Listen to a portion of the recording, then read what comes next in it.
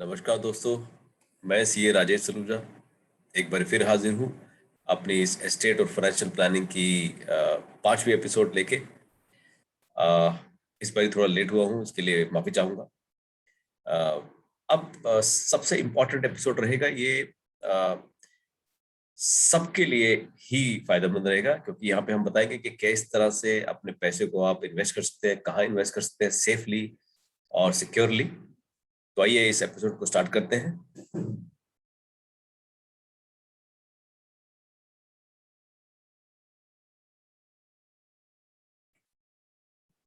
तो अभी तक की जर्नी ये रही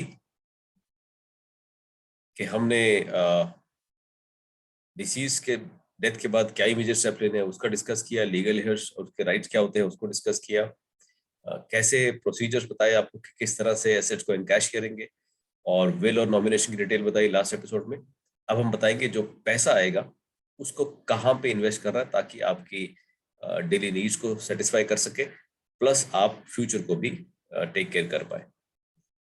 तो आज की एपिसोड इन्वेस्टमेंट ऑप्शन पे रहेगी कि इस पैसे को आपने किस तरह से इन्वेस्ट करना है, कहाँ इन्वेस्ट करना है और सेफली इन्वेस्ट करना है। तो सबसे पहला सवाल आएगा, पैसा आपके पास कहाँ कहाँ से आ सकता है इस टाइम पे। सो अगर कोई प्रॉपर्टी है और अगर पैसा नहीं है तो आपके पास ऑप्शन कुछ नहीं है कि उस प्रॉपर्टी को पार्शियली या फुली सेल करें। हो सकता है आपको एक से ज्यादा प्रॉपर्टी बेचनी पड़े to get the funds.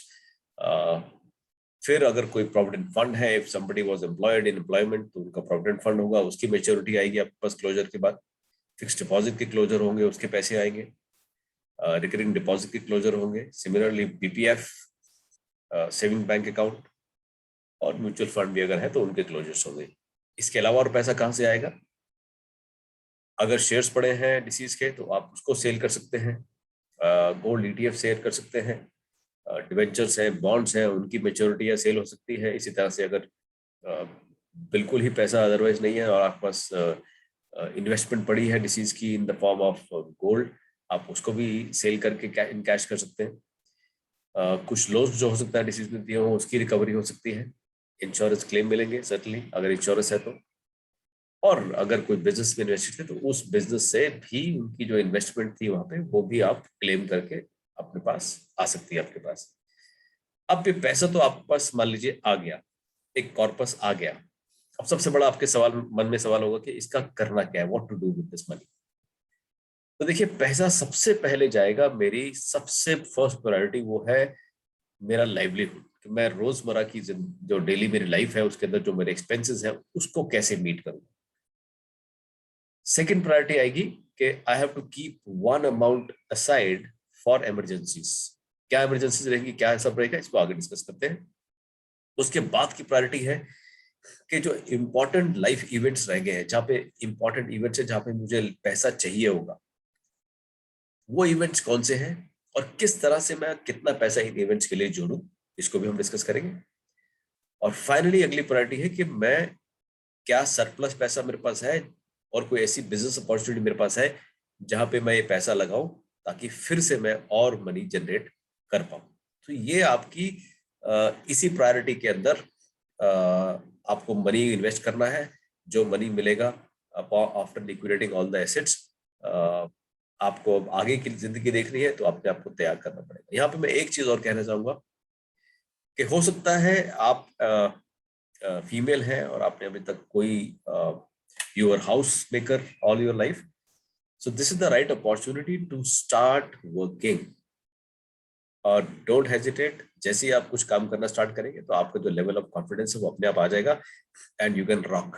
Okay, ठीक है। अब लाइवलीहुड के लिए बात करते हैं कि मुझे पैसा चाहिए कितना डेली मेरे को अपने आप को मेंटेन करने के लिए। सो मोर द मेरियर, जितने ज्यादा हो उतना अच्छा है।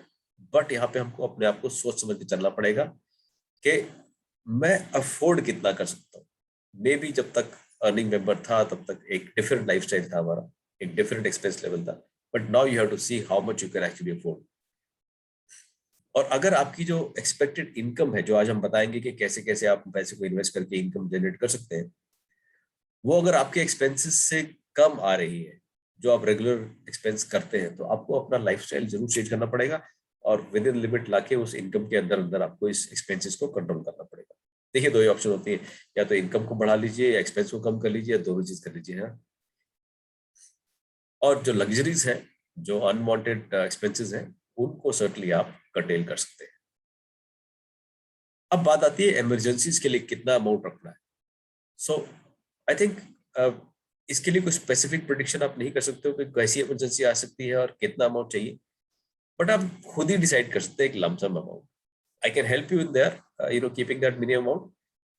3 से 5 लाख रुपए तक आप कहीं पे भी रख सकते हैं, नॉट इन योर अलमीरा, but you have to be you have to keep this amount invested somewhere, fix deposit में, बैंक में, कहीं पे, या ऐसी किसी जगह पे जहाँ पे उसको लिक्विडेट करना आसान हो, तभी तो वो इमरजेंसीज में काम आएगा। So this is how you will take care of the emergencies. हाँ, मैं बार बार दोबारा रिपीट कर रहा हूँ कि इमरजेंसी के लिए आपको ऐसा नहीं है कि आपके अलमीरा में, घर के अलमीरा में वो 3, 4, 5 लाख पे रखने। नो, ये बिल्कुल मिथ है कि इतना पैसा मुझे, या फिर सेविंग अकाउंट में रखना है। ये दोनों ही चीजें रॉन्ग प्रैक्टिसेस है। आप इसको किसी एफडी में इन्वेस्टेड रख सकते हैं, और एफडी को लिक्विडेट करना बहुत ही आसान है। अब बात है कि जो हम इंपॉर्टेंट लाइफ इवेंट्स के बारे में बात करते हैं कि उसके लिए कितना पैसा चाहिए और वो इवेंट्स क्या है। लेट्स फर्स्ट सी कि वो लाइफ इवेंट्स क्या है। जब आपके अगर बच्चे छोटे हैं तो उनकी higher education, that is after 12th, उनकी शादी, हो सकता है आपके पास कोई एसेट आप खरीदने का सोच रहे हैं, may be a car, may be एक प्रॉपर्टी। आप हो सकता है अभी रेंट पे रह रहे हो, आपको एक प्रॉपर्टी खरीदनी है, तो ये भी एक लाइफ इवेंट है। और फिर finally when you retire, you will certainly not like के आप किसी के आश्रित रहे, आप अपना हाथ हमेशा ऊपर रखना चाहेंगे, तो उसके लिए भी आपको खुद ही अरेंजमेंट करना है। अब सवाल आएगा कि इन सब चीजों के लिए कितना पैसा हमको चाहिए, that is the important question, right.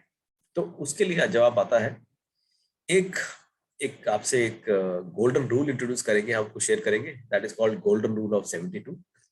इसको बस आगे आने वाली स्लाइड में एक्सप्लेन करेंगे, बट फिर भी आप समझ लीजिए कि एजुकेशन के लिए कितना अमाउंट रखना है हम प्रिडिक्ट नहीं कर सकते, बट इतना जरूर कह सकते हैं कि ऑन एन एवरेज अगर आज की डेट में अगर हम किसी भी एजुकेशन में, चाहे कॉमर्स का एजुकेशन है, चार्टर्ड अकाउंटेंसी करानी है, चाहे इंजीनियरिंग करानी है, चाहे डॉक्टर कराना है, तो हमें नहीं पता कल बच्चा बड़ा होकर क्या करेगा, बट एक मिनिमम अमाउंट जरूर हमको सेट असाइड करना पड़ेगा। अगेन वो मिनिमम अमाउंट 5 लाख से 10 लाख के बीच में कुछ हो सकता है।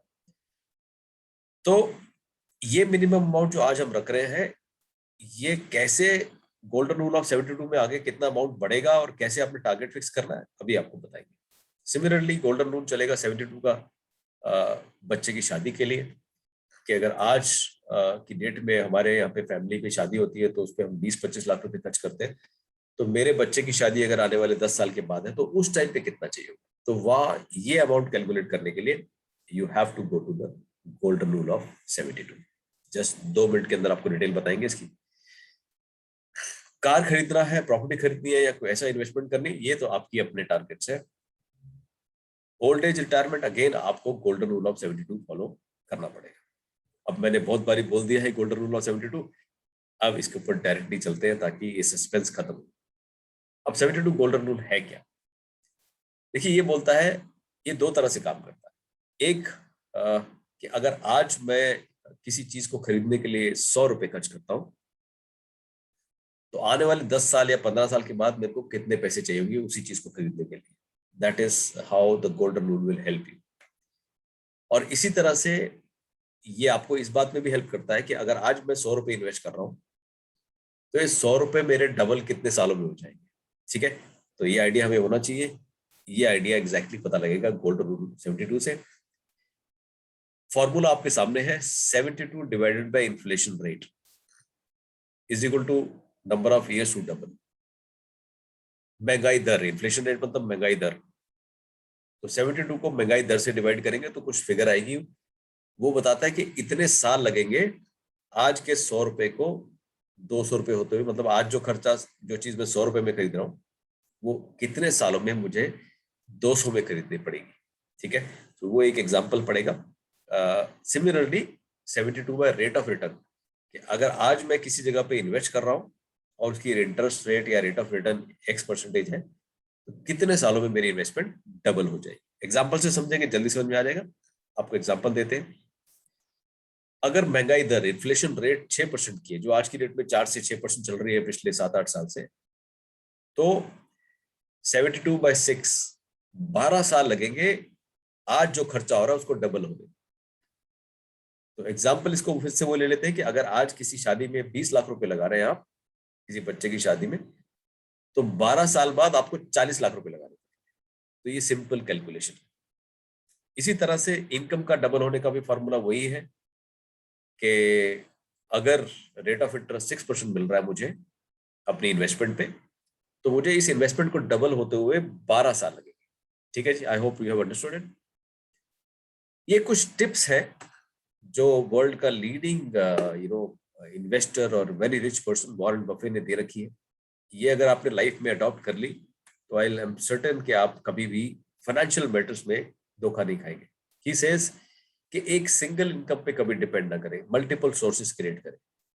देन ही सेज अगर आज आप वो चीजें खरीद रहे हैं जिसकी आपको जरूरत नहीं है, तो हो सकता है जल्दी आपको वो चीजें बेचनी पड़ेगी जिसकी आपको जरूरत है। तो don't spend on stupid luxuries if you don't need them today and if you can not afford them. फिर उन्होंने बड़ी इंटरेस्टिंग बात की है। बोले हम क्या करते हैं, हम इनकम आती है हमारे पास, हम उसमें से खर्चा करते हैं और जो बच जाता है उसको हम सेविंग कर देते हैं। बोले नहीं, पहले अपनी टारगेटेड सेविंग करिए इनकम में से, फिर जो बच जाए उसको खर्च करिए। अब यहाँ पे आपको एक हिंट दे देता हूँ कि कितना परसेंटेज हमको सेव करना चाहिए फॉर फ्यूचर। तो एक बॉल पॉक फिगर है कि अगर आप 100 रुपए कमा रहे हैं तो उसमें से 40 रुपए आपको जरूर सेव करना चाहिए। ठीक है, और 60 रुपए आप खर्च कर सकते हैं। देन नेक्स्ट टिप वो बोलते हैं कि never test the depth of the river, मतलब बहुत रिस्की प्रोपोजिशन में पैसा ना लगाए। आज की डेट में जब फिक्स डिपॉजिट आपको 6% का रिटर्न दे रहा है या 5.5 का दे रहा है, कोई आपको अप्रोच करता है कि मैं आपको 12, 13, 14, 15% रिटर्न देने को तैयार हूं, then it's a very risky proposition. मैं हूंगा तो मैं कभी भी ऐसे किसी वेंचर में जो प्रपोज हाई रिटर्न बता रहा है 12 से 15 या उससे ज्यादा, वो रिस्की इन्वेस्टमेंट है, मैं कभी ऐसी जगह पे इन्वेस्ट नहीं करूंगा। हमको इस लालच में नहीं पड़ना। फिर ये कहावत तो आपने बहुत पुरानी सुनी होगी, do not put all eggs in one basket. अपना सारा पैसा एक जगह मत इन्वेस्ट कर दीजिए। गॉड फॉरबिड अगर वहां कुछ उल्टा सीधा हो गया तो सारा पैसा ताक पे लग जाएगा। फिर वो बोलता है honesty is not a very expensive gift, do not expect from cheap people. अब जैसे ही आपके पास पैसा आएगा, ऐसे ही लोग आपके ऊपर नजर रखे होंगे और आपको अलग अलग तरह की सलाह देने शुरू कर देंगे जहां पे उनका वेस्टेड इंटरेस्ट होगा। तो सुनिए सबकी, करिए अपनी मन की, इन्वेस्टिगेट करिए, रिसर्च करिए और फिर ही इन्वेस्ट करिए। और शायद ये वीडियो मेरा आज का आपको इसमें हेल्प भी करे। कुछ टिप्स मैं अपनी तरफ से भी देना चाह रहा हूं। Always make sure that your money is safe. Safety is the first priority. अगर आपको एक्सपेंसेस करने हैं, मंथली एक्सपेंसेस, उसके लिए इन्वेस्ट कर रहे हैं, तो ये देख लीजिए कि आपके पास ऐसी जगह पे आपकी इन्वेस्टमेंट हो जहां से मंथली रिटर्न्स आती रहे। आपको आगे हम बताएंगे कहाँ इन्वेस्ट कर सकते हैं फॉर दीज मंथली रिटर्न्स। और कुछ पैसा, जैसे मैंने पहले भी कहा, कि लिक्विड फॉर्म में रहना चाहिए जो आपकी इमरजेंसीज को टेक केयर करेगा। मैंने बॉल पॉक फिगर दिया 2 लाख से 5 लाख। और ये लिक्विड फॉर्म ये नहीं है कि आपकी एल्मीरा में पड़ा है या सेविंग बैंक में पड़ा है। इसको भी कम से कम फिक्स डिपॉजिट में इन्वेस्टेड रखिए, आराम से कैश में कन्वर्ट हो जाता है। ये भी मैंने आपको हिंट दिया कि 30 to 40% जो है आप अपने इनकम्स में से सेव करें फॉर फ्यूचर। प्रिंसिपल को मत छेड़े। अगर प्रिंसिपल छिड़ गया तो फिर आपकी इनकम जो आ रही है वो कम हो जाएगी। So principal should always remain intact. अपने इन्वेस्टमेंट को करके भूलिए नहीं, और ये मत सोचिए कि यही बेस्ट इन्वेस्टमेंट है। मार्केट पे ध्यान रखिए, और कभी भी अगर हायर रेट ऑफ इंटरेस्ट मिलता है सेफ, तो आप अपनी इन्वेस्टमेंट को शिफ्ट भी कर सकते हैं, स्विच ओवर कर सकते हैं। और जो लोग आपके पैसे पे नजर लगाए बैठे हैं, तो प्लीज उनसे बच के रहिएगा। इस टाइम पे ऐसे बहुत लोग होंगे आपके साथ आसपास। अब अगर मुझे मंथली इनकम चाहिए तो मेरे पास क्या ऑप्शन अवेलेबल है, तो मैं आपको लिस्ट ऑफ ऑप्शन दे रहा हूँ, उसको प्रायोरिटाइज आपने करना है। सेविंग बैंक आपको 2.5 से 5% की रिटर्न दे रहा है। एफडीआर 4 to 6.5% की रिटर्न दे रहा है। एक स्कीम होती है post office monthly income scheme, उसको एमआईएस बोलते हैं, पीओएमआईएस बोलते हैं। इसमें आप सिर्फ और सिर्फ 4.5 लाख रुपए लगा सकते हैं एक व्यक्ति के नाम से। अगर आपके घर में कोई बच्चा है जो वयस्क है, मतलब 18 से ऊपर है, वो भी 4.5 लाख लगा सकता है अपने नाम से। उसका रेट ऑफ इंटरेस्ट सिस्टम हमारा 5.8। सो आज की डेट में एफडी से थोड़ा ज्यादा है। ये स्कीम 5 साल की होती है। अगर आपके घर में, आप अगर 60 ईयर्स या 60 ईयर्स से ऊपर है, या आपके घर में कोई 60 ईयर्स से ऊपर है, तो आप इस स्कीम का फायदा उठा सकते हैं। ये पोस्ट ऑफिस और बैंक में मिलेगी। इसको बोलते हैं senior citizen saving scheme. Maximum amount इस पे 15 लाख लगा सकते हैं और टेन्योर इसकी होती है 5 साल। और रेट ऑफ इंटरेस्ट इस पे मिलता है इस टाइम 6.9%। अगेन आपकी एफडीआर से ज्यादा। इसका जो इंटरेस्ट मिलता है वो क्वार्टरली बेसिस पे मिलता है। ये बहुत ही बढ़िया स्कीम है, again for people who are 60 years और 60 ईयर्स एंड अबव। ये इसको बोलते हैं प्रधानमंत्री वय वंदना योजना। ये एलआईसी के पास मिलती है और मैक्सिमम इसमें 15 लाख लगा सकते हैं। उसकी टेन्योर होती है 10 years. The most interesting part is the rate of interest, that is 7.4%। सो ये भी अगर आप 60 के ऊपर है या आपके घर में कोई बुजुर्ग है जो 60 से ऊपर है, उनके नाम से आप लगा सकते हैं। म्यूचुअल फंड्स में एक स्कीम होती है जिसको बोलते हैं systematic withdrawal plans. Normally systematic investment plan का जिक्र होता है जहां पे हम हर मंथ में जमा कराते हैं, बट सिस्टमैटिक विड्रॉल प्लान्स भी होते हैं जहां पे आपने लमसम पैसा डिपॉजिट करा दिया और आप मंथली विड्रॉल वहां से म्यूचुअल फंड से कर सकते हैं। हल्का सा रिस्की है क्योंकि ये शेयर मार्केट पे डिपेंडेंट है, तो इसको एज एन ऑप्शन रख लीजिए, पर बहुत ज्यादा पैसा इसमें ना लगाए। और इसका रिटर्न वेरी करता है, 6 to 10% तक वेरी करता है। मंथली रेंटल्स, अगर आपके पास प्रॉपर्टी है तो आप उसको यूज कर सकते हैं for renting it, by renting it out and getting monthly rentals. That is one option you can have this. Again normally अगर आप प्रॉपर्टी की वैल्यू और उसकी रिटर्न देखेंगे तो 3 to 7% का ही आता है as far as the rental income is concern. अब अगर आपने कुछ ऐसा पैसा इन्वेस्ट करना है जो आपके लॉन्ग टर्म फाइनेंशियल गोल्स को मीट करे, तो क्या ऑप्शंस अवेलेबल है? मान लीजिए आपके बच्चे छोटे हैं और लॉन्ग टर्म में, फ्यूचर में आपको उनकी शादी के लिए, उनकी हायर एजुकेशन के लिए पैसा चाहिए या अपनी खुद की रिटायरमेंट के लिए पैसा चाहिए, तो आपके पास क्या ऑप्शंस है? बेस्ट ऑप्शन है म्यूचुअल फंड में इन्वेस्ट करना। मल्टीपल म्यूचुअल फंड में 5-5 हजार रुपए per month different different mutual fund में आप डाल सकते हो। इसको एसआईपी मोड बोलते हैं मंथली पेमेंट को। और टेन्योर रहना चाहिए 10 to 15 ईयर्स। इसको शॉर्ट टर्म के लिए पर्पज से मत इन्वेस्ट करिएगा, मत यूज करिएगा, क्योंकि उसमें लक फैक्टर आ जाएगा। अच्छा लक हुआ तो रिटर्न मिल जाएगी, नहीं तो नहीं। लेकिन अगर जब लॉन्गर ड्यूरेशन के लिए लगाते हैं तो इसकी रिटर्न 7 to 15% तक की आ सकती है। पब्लिक प्रोविडेंट फंड मेरा फेवरेट है। 15 साल का अकाउंट खुलता है। आप नाबालिग बच्चे का भी खोल सकते हैं। टोटल 1.5 लाख रुपए इन्वेस्ट कर सकते हैं इसमें और रेट ऑफ इंटरेस्ट है 7.1%। Again higher than the FDR.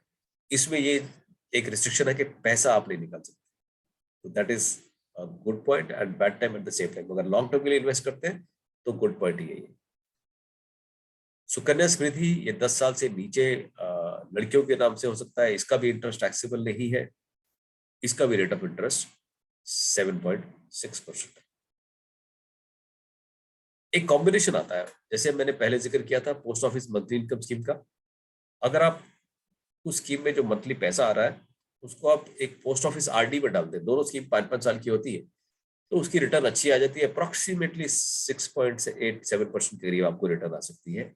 You can use this combination also. FDR long term के लिए आप यूज कर सकते हैं 4 to 6.5%। पोस्ट ऑफिस अगर छोटे छोटे अमाउंट डिपॉजिट करने हैं तो रिकरिंग डिपॉजिट भी कर सकते हैं, again for long term. Post office में आरडी का सिर्फ 5 साल का टेन्योर होता है।